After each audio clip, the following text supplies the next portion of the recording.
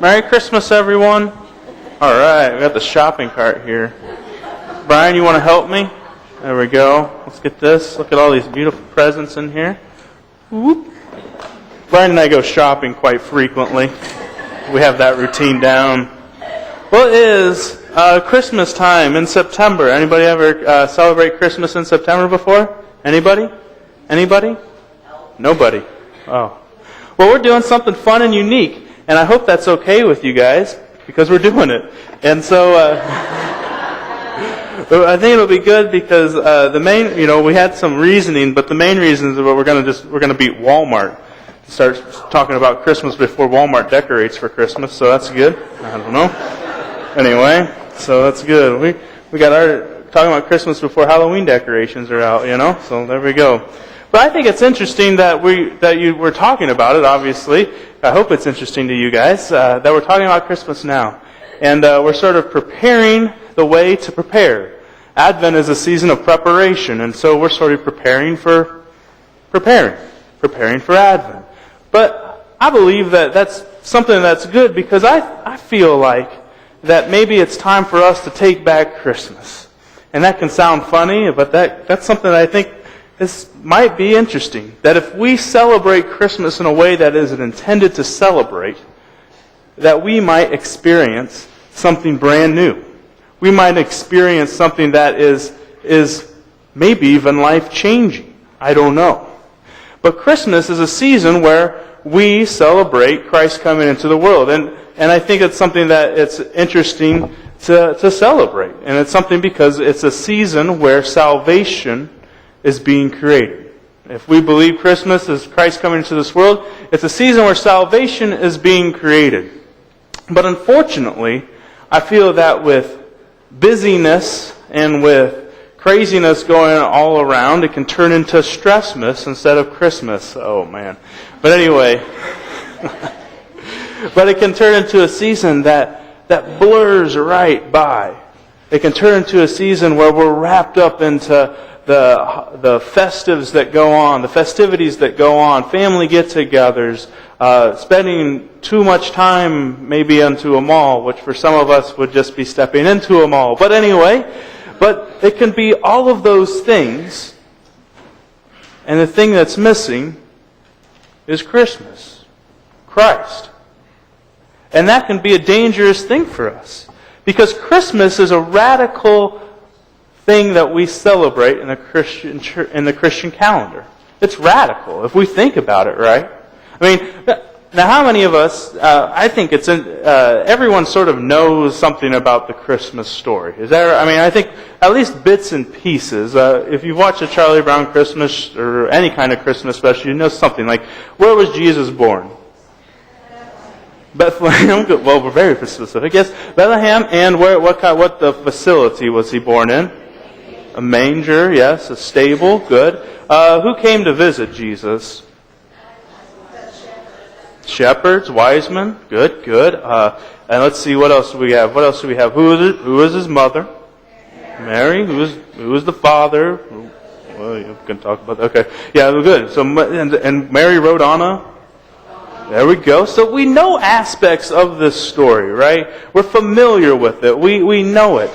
But I have this feeling that as Christmas is celebrating what took place in Bethlehem, what took place in a manger, what took place where people came and saw him and everything was changing, I feel that like every time in my life, what I'm experiencing in the Christmas season, if it's spending time trying to order something online or trying to find something in a mall, I feel like in some ways that I'm removing myself from that nativity set, And I don't know if any of you have that feeling, but it's just in a season where we should be, just like we're placing little figurines in the nativity set, we should be placing ourselves into that nativity set and experience Christmas with excitement.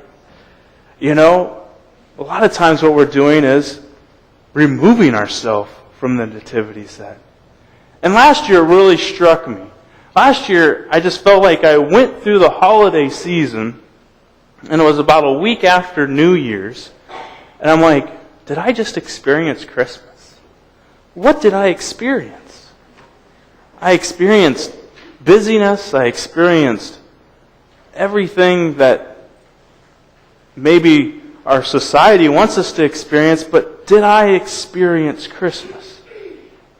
And I don't want to ever do that again, because Christmas is too important.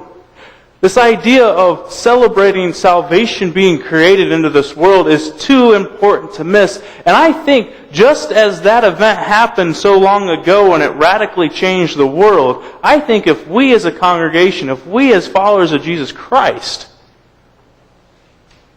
experience Christmas in a way that we are taking Christmas back, it will have the potential to change our community, our nation, and our world. I believe that.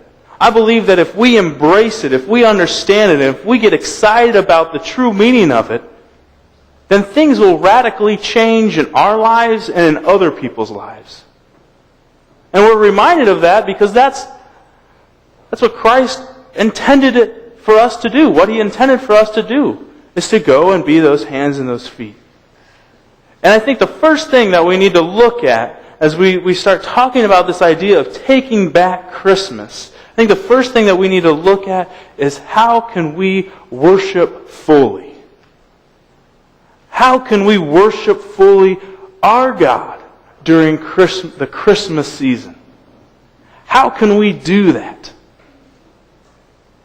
And I think that's something that we can say that, okay, yeah, all right, I'll come all the way through Advent, and I'll come to one of the 3 Christmas Eve services, and I will experience that, and I will worship. And that's good. But how can we truly take that idea of worshiping God fully? Worshiping God fully. And Mary, I think it's interesting because Mary, the mother of Jesus, she finds out about this news through an angel. Anybody know the angel's name? Gabriel. Good job. Good job. All right. You're all going to get certificates at the end of this Sunday. Anyway, but yeah, so she receives this news and she's preparing herself, and, I'm thinking about if I was told I was pregnant, I would be freaking out. But anyway, if I was told that I had the Son of God, coming in me or whatever, I don't know, whatever that is, I'd be freaked out. But what is it that Mary does? In the Gospel of Luke, we see this. She sings a song of worship. Mary's song. Let me read this to you. And Mary sang, and Mary said, "My soul glorifies the Lord." This little woman who just found out that she was pregnant, she's a teenager, and God's the Father. And she says, "My soul glorifies the Lord, and my spirit rejoices in God my Savior, for He has been mindful of the humble state of His servant. From now on, all generations will call me blessed, for the Mighty One has done great things for me. Holy is His name. His mercy extends to those who fear Him. From generation to generation, He has performed mighty deeds with His arms. He has scattered those who are proud in their inmost thoughts. He has brought down rulers from their thrones, but has lifted up the humble. He has filled the hungry with good things, but has sent the rich away empty. He has helped His servant Israel, remembering to be merciful to Abraham and his descendants forever, even as He said to our fathers." Mary, who finds herself in a position that none of us have ever found ourselves in. Mary is sitting there, and Jesus' fingers and toes are being formed in her womb. And she worships God. She has been put in a situation. And what does she do? She rejoices. She rejoices.